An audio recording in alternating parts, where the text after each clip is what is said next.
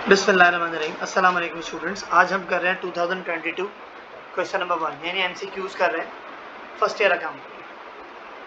पहला एमसीक्यूज है amount invested by the proprietor in the business credit to cash के account payable credit होगा, capital credit होगा, cash होगा, ड्राइंग होगा। तो भाई जब भी आप इन्वेस्टमेंट करते हैं तो इन्वेस्टमेंट के लिए क्या वर्ड क्रिएट होता है? Capital.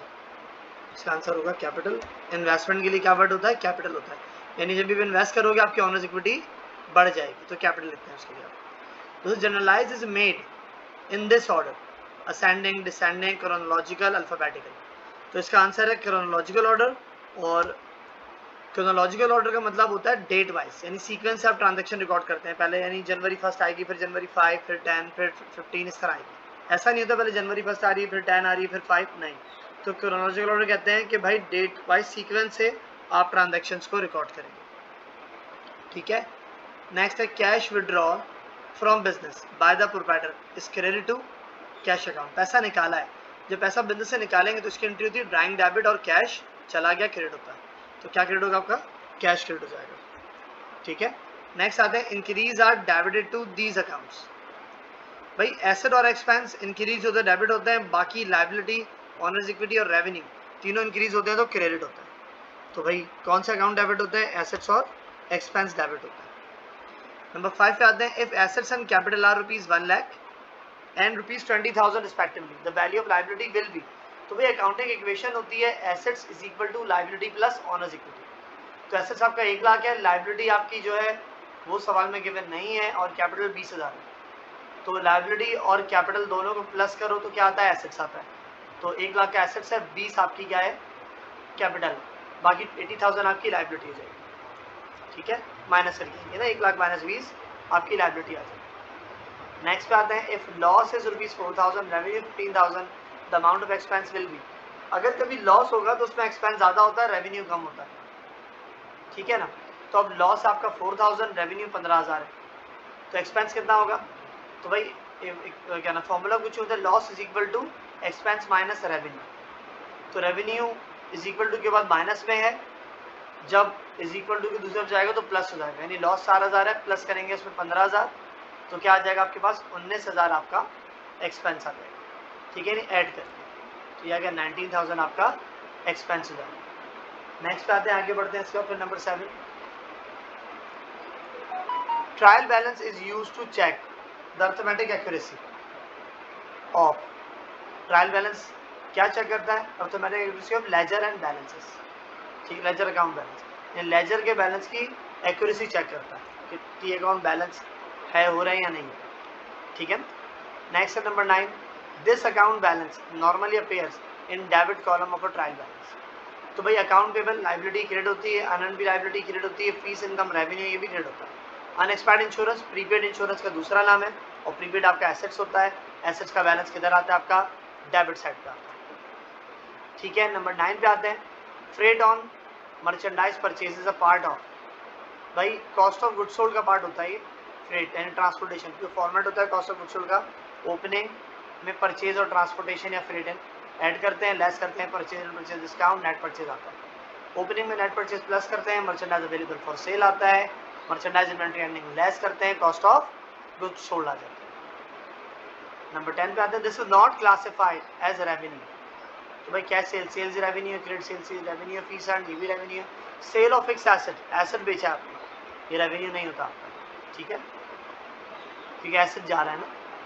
Number 11 merchandise return by the customer is term as.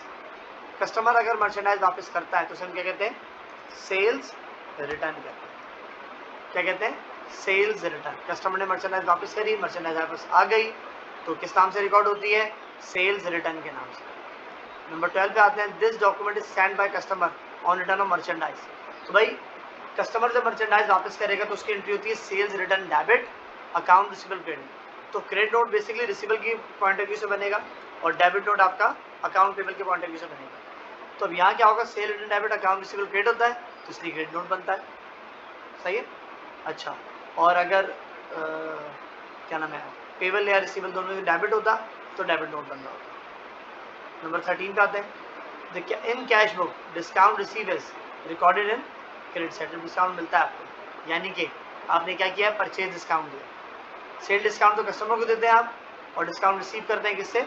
Supplier से। तो क्रेडिट साइड पे आता है परचेज डिस्काउंट, ठीक है। ओके, नेक्स्ट नंबर 14 पे आते हैं।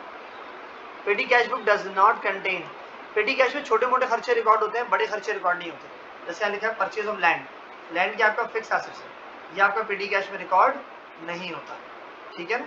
इस तरह की जब उसमें रिकॉर्ड नहीं करते परचेज ऑफ लैंड, तो आ जाएगा आपके पास क्या चीज़, purchase of land petty cash में रिकॉर्ड नहीं होता। नंबर 15 पे आते हैं। In bank reconciliation deposit in transit is added to bank statement, deposit in transit इसका मतलब ये अपने पास आप रिकॉर्ड कर चुके, आप ऐड कर चुके हैं। कहाँ ऐड नहीं है? बैंक में ऐड नहीं, तो क्या करेंगे? बैंक में ऐड कर देंगे। क्या चीज़? Deposit in transit. नंबर 16 पे आते हैं। The cheque not yet presented in the bank is term as, cheque bank में प्रेजेंट नहीं हो उसे क्या कहेंगे? अनप्रेजेंटेड चेक या आउटस्टैंडिंग चेक, दो नाम होते हैं। तो क्या लिखा है यहाँ पे? अनप्रेजेंट नहीं लिखा हुआ, तो क्या लिखा? आउटस्टैंडिंग है, ये भी आपका क्या होता है? आपका अनप्रेजेंटेड चेक कहलाता है, ठीक है। नंबर 17 पे आता है। This is not shown in balance sheet, भाई बैलेंस शीट में आता है आपके पास एसेट्स, लायबिलिटी, ऑनर्स इक्विटी, और इनकम स्टेटमेंट में आता है आपके पास एक्सपेंस और रेवेन्यू। तो रेंट एक्सपेंस आपके बैलेंस शीट में नहीं आता, ये इनकम स्टेटमेंट का पार्ट होता है। नंबर 18 पे आते हैं। If gross profit is ₹5,000, net income is it's 25%, expense must be. तो भाई मसला ये 5,000 आपका ग्रॉस प्रॉफिट है, इसका 25% निकालेंगे तो आपका नेट इनकम आएगा कितना बनेगा? 1250 समथिंग कुछ बनेगा। देखिए उससे 1250 ही पूछा, कह रहा है एक्सपेंस बताओ कितना है, तो एक्सपेंस कैसे आएगा आपके पास? 5,000 का 75% आपका एक्सपेंस होगा, 5,000 का 75% कितना बना है? 3750, ठीक है। ये आपके पास क्या आ जाएगी? आपकी एक्सपेंस आ जाएगी। नंबर 19 पे आते हैं। When a transaction is omitted from being recorded is an error, और यानी ट्रांजेक्शन लिखना भूल गए तो क्या कहलाएगा? करेक्शन ऑफ एरर में ओमिशन कहलाएगा। किसको लिखना आप भूल गए ना? ओमिशन। 20 पे आते हैं। Following is a Contra assets, तो भाई कॉन्ट्रा एसेट्स आपकी दो चीजें होती है, होता है अलाउंस फॉर डेप्रिसिएशन और अलाउंस फॉर बैड डेट्स, या फिर कॉन्ट्रा एसेट्स होते हैं। कौन कौन से? अलाउंस फॉर डेप्रिसिएशन और allowance for bad debts. Asset minus liability is equal to क्या आएगा? तो इक्वेशन होती है asset is equal to liability plus owners equity. अब लायबिलिटी से जाके माइनस हो जाए तब क्या आ जाएगी? ऑनर्स इक्विटी आ जाती है। तो क्या आंसर होगा इसका? Honours equity. This is a liability account. Machinery assets है, कैश एसेट्स है, बैंक ओवरड्राफ्ट आपकी लायबिलिटी है। क्या लायबिलिटी आपकी? Bank overdraft. नंबर 23 पे आते हैं। In cash book withdraw from bank for personal use is, आपने पर्सनल पैसा निकाला है तो क्या करेंगे? In cash book withdraw from bank for personal use,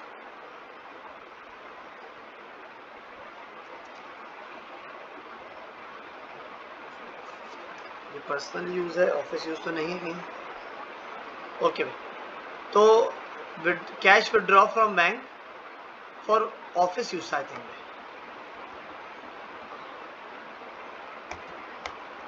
personal credit side पे आता है ऑफिस यूज।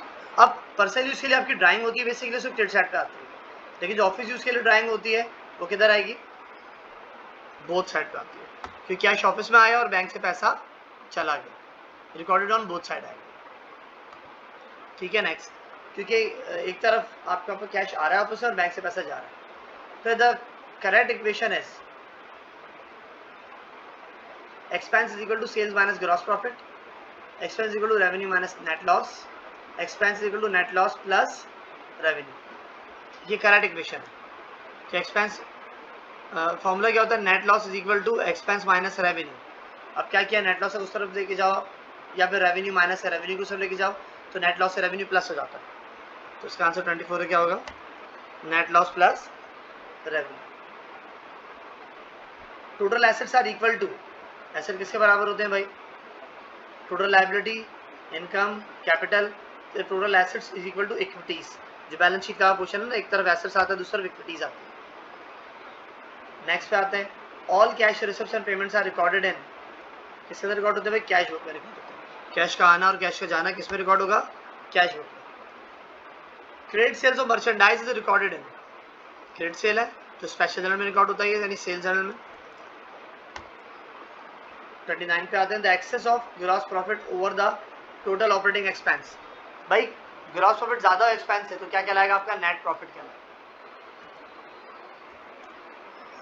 29 पे आते हैं, correction of error, correction of over recorded, error कह रहा हूँ, correction of over recorded sales is made in these account. अच्छा मसला ये कि भाई इसमें मेंशन है क्रेडिट सेल है कैश सेल्स, तो इसके दोनों आंसर करेक्ट है।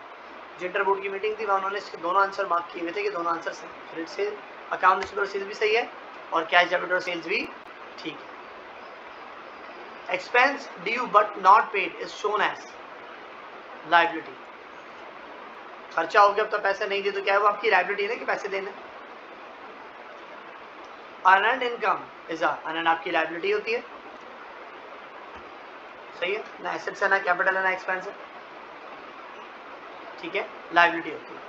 Advance receive for more than 3 years is known as advance of 3 months होगा, ये कैसे answer number 33।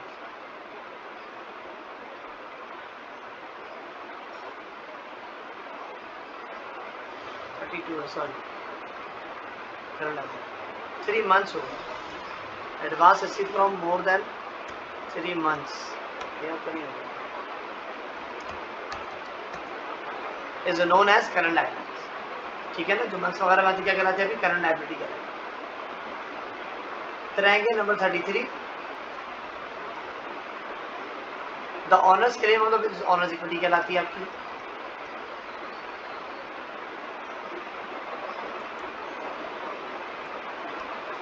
Honours claims on the business is called owners equity. 34 पे आते हैं, accrued income as, accrued income क्या होती है हमारे पास, नंबर कॉन्सेप्ट 34। एक्रूड इनकम तो करंट एसेट्स होता है, एक्रूड इनकम, एक्रूड एक्सपेंस होगा ये, एक्रूड एक्सपेंस 34 में चेक करो उसके अंदर 34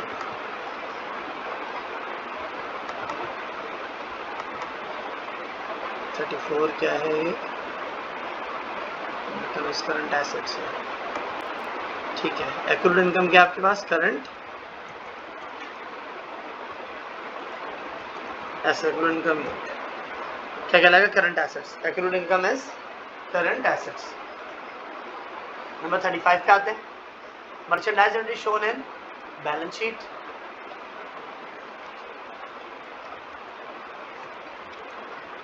थर्टी सिक्स पे आते हैं, commission and but not yet receive is called accrued income. Commission receive हो गया, कमीशन अर्न हो गया, रिसीव नहीं होते, लेना बाकी है, उसे रिसीवेबल एक्रूड कहते हैं। 37 पे आता है, NSF stand for non sufficient fund. NSF dishonoured के लिए वर्ड यूज होता है bank reconciliation.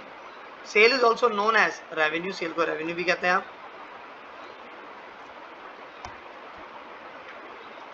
The cash book sale discount is shown on receipt side.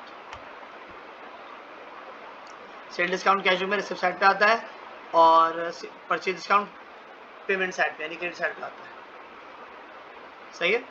Next है number last, this is not close at the end of financial expense और revenue साल के and में close होते हैं, एसेट लायबिलिटी और क्लोज नहीं होते। ओके बच्चों, सर यहाँ से इजाजत दीजिए, अल्लाह हाफिज।